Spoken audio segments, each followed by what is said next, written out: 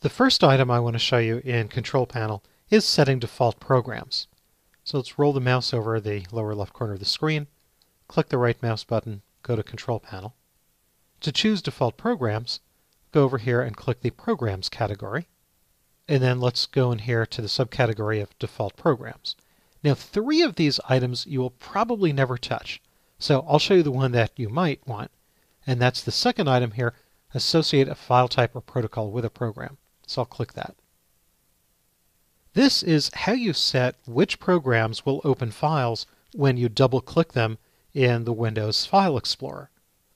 For example, let's say you have a JPEG. Maybe somebody emailed you a JPEG, or you took a picture with your digital camera, and those pictures are in JPEG format. What do you want to happen when you double-click that JPEG on your computer? Maybe you have the JPEG on the desktop, you double-click it. What program is going to open up? So you can see this is all listed in alphabetical order. I'll go down here and I'll find JPEG. And there it is.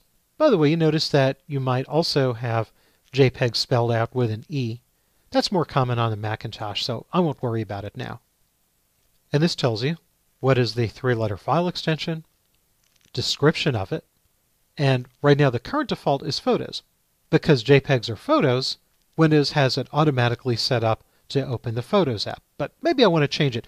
Maybe I have Adobe Photoshop on this computer and I want double-clicking a JPEG to open up Photoshop. Or I have Corel Paint. Or maybe I want it to open up in the plain old Windows Paintbrush. So after selecting it, I'll go up here to the upper right corner and click Change Program. And now this says, all right, you have 3 choices. I can continue using Photos, don't make any change. Or, as I said a moment ago, I can have it open in Windows Paint. Or maybe when I double-click a JPEG, I want it to open up in the old-fashioned Windows Photo Viewer. But I might want it to open up in a couple other programs that are not listed here. So I'll click More Options. And this shows me other options. I could have Internet Explorer open. Internet Explorer is perfectly capable of displaying JPEGs. I probably don't want Word. I certainly don't want to open JPEGs in Notepad because then I'll just see a page of gibberish. And a few other items.